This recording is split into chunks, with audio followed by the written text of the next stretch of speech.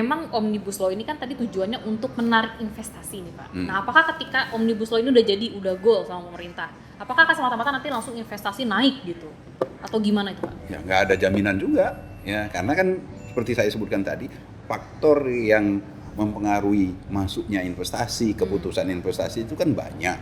Di antaranya itu tadi, ya orang tidak akan membangun pabrik di Indonesia kalau penjualannya ya terus turun atau nggak ada yang beli. Nggak ada yang beli, ya, itu bahaya juga. Ya, kalau penjualan kendaraan bermotoran kita terus turun, maka orang juga tidak akan bikin pabrik mobil di Indonesia. Ya, ngapain? Ya sekarang pun sudah ada idle capacity. Ngapain mereka nambahin kapasitas baru? Lagi, kan? Ya. Nah, jadi ini Omnibus Law itu hanya mengatasi beberapa faktor dari yang selama ini menjadi penghambat investasi.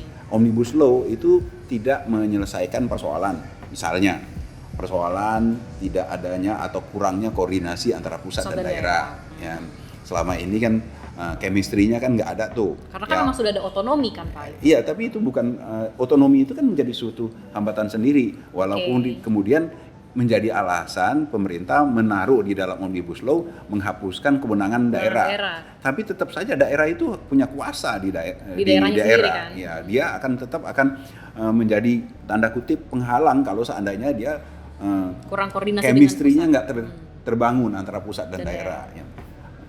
Di luar itu, kalau tadi ngomongin dua pihak antara pusat sama daerah, pusat sendiri juga seringkali menjadi penghambat investasi. Antar kementerian itu masalah ya Pak? Bukan hanya antar kementerian.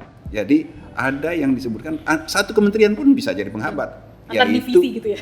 Yaitu ketika kebijakan pemerintah itu tidak konsisten. Oke. Ya. Contohnya apa tuh? Contohnya misalnya pemerintah menjanjikan suatu insentif.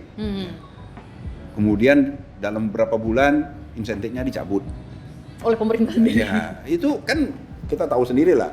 Ada peraturan yang hanya umurnya cuma satu malam, 1 bulan, 1 tahun ya.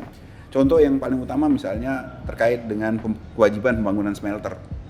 Ya, awalnya pemerintah melarang ekspor ya raw materials atau hasil tambang yang masih dalam bentuk mentah harus diproses di Indonesia. Diwajibkan untuk membangun smelter. Pengayaan di Indonesia. Padahal pembangunan smelter itu sangat mahal. Pada waktu itu dilarang ekspor, ya harus bangun smelter. Investor sudah bangun smelter, tahu-taunya pemerintah membuka kembali ekspor. Wow. Nah, ini kan menyakiti yang sudah membangun smelter. Nah, itu dia. Ya, hal-hal yang seperti ini banyak sekali. Ya, contohnya dulu juga pemerintah merencanakan untuk mengembangkan kendaraan umum berbasis gas. Dengan berbahan bakar gas. BBG itu kan? BBG. Ya, investor sudah bangun, udah beli bus, udah banyak sekali yang menggunakan bahan bakar gas. Tahu-taunya pemerintah berhenti membangun SPBU gas, SPBG. Nah ini yang sudah dibeli ini terus diapain? Investornya pada kecewa dong Pak? Iya, banyak sekali contoh-contoh yang dimana pemerintah itu tidak konsisten dengan kebijakannya sendiri. Nah hal-hal yang seperti ini menurut saya, walaupun kita sudah punya Omnibus Law, kalau yang saya sebutkan tadi tidak konsistennya kebijakan, tidak adanya koordinasi pusat dan daerah dan sebagainya, itu masih menjadi hambatan juga. Ya, saya kira investasi kita tidak akan menjadi terjamin akan meningkat. Tujuan mulia Omnibus Law justru tidak terdampak baik gitu kan? Bisa efektif. Ya, ini saya kira menjadi PR utama ya, terlepas dari niat baik Omnibus Law-nya ya kita perlu support ya dengan catatan pemerintah harus banyak melakukan perbaikan-perbaikan utamanya di dalam hal komunikasi dan sebagainya. Berarti dengan banyaknya PR yang masih harus diselesaikan oleh pemerintah selain PR Omnibus Law ini, sejauh mana sih Pak optimisme Bapak akan hadirnya Omnibus Law gitu? Saya optimis ya, kita harus husnuzon ya, kita harus dengan niat baik ya kita harus sikapi dengan baik ya.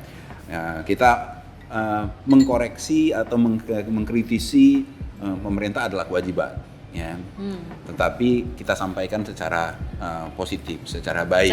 Ya. Biar pemerintahnya nggak baper ya Pak ya? Ya kita enggak. Ya, memang kita nggak boleh baper. Pemerintah nggak boleh baper, kita nggak boleh baper. Kita mensikapinya secara positif, kita sampaikan apa yang menjadi menurut kita perlu dikoreksi.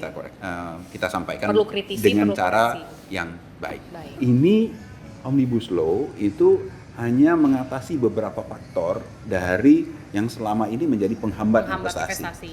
Omnibus Law itu tidak menyelesaikan persoalan, misalnya persoalan tidak adanya atau kurangnya koordinasi antara pusat dan daerah. Ya.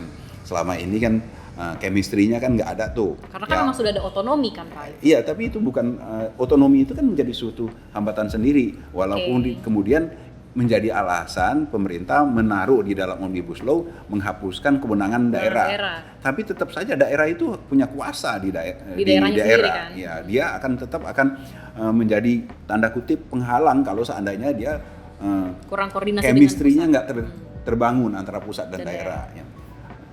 Di luar itu, kalau tadi ngomongin dua pihak antara pusat sama daerah, pusat sendiri juga seringkali menjadi penghambat investasi. Antar kementerian itu masalah ya Pak? Bukan hanya antar kementerian.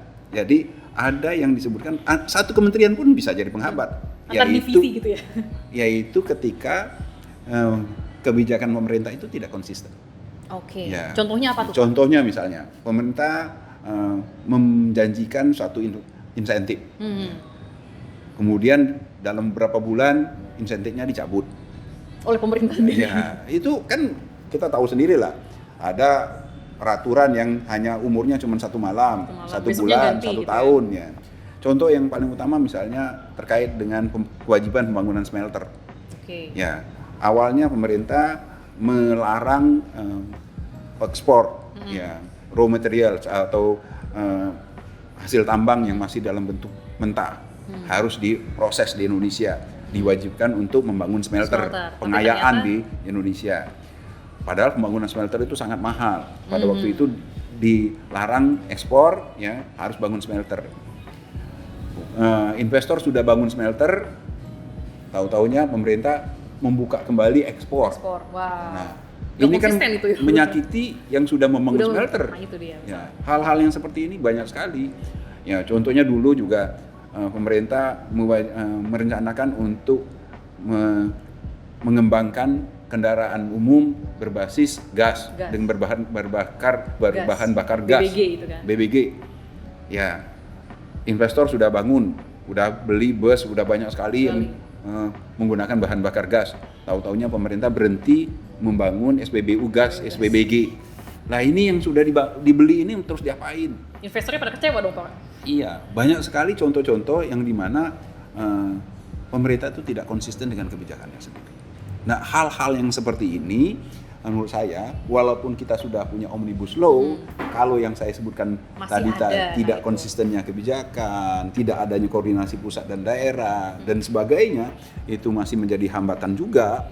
Ya, saya kira investasi kita tidak akan menjadi terjamin akan meningkat. Tujuan mulia Omnibus Law justru tidak terdampak baik gitu kan. Bisa efektif. Ya, ini saya kira menjadi PR utama ya, terlepas dari niat baik Omnibus Law-nya ya, kita perlu support ya, dengan catatan pemerintah harus banyak melakukan perbaikan-perbaikan utamanya di dalam hal komunikasi dan sebagainya. Berarti dengan banyaknya PR yang masih harus diselesaikan oleh pemerintah selain PR Omnibus Law ini, sejauh mana sih Pak optimisme Bapak akan hadirnya Omnibus Law gitu?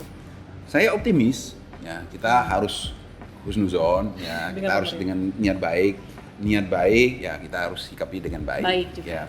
Ya, kita mengkoreksi atau mengkritisi pemerintah adalah kewajiban ya. Tetapi kita sampaikan secara positif, secara baik. Ya. Biar pemerintahnya nggak baper ya Pak? Ya, kita enggak. Memang kita nggak boleh baper. Pemerintah nggak boleh baper, kita nggak boleh baper. Kita mensikapinya secara positif, kita sampaikan apa yang menjadi menurut kita perlu dikoreksi. Kita sampaikan dengan cara yang baik.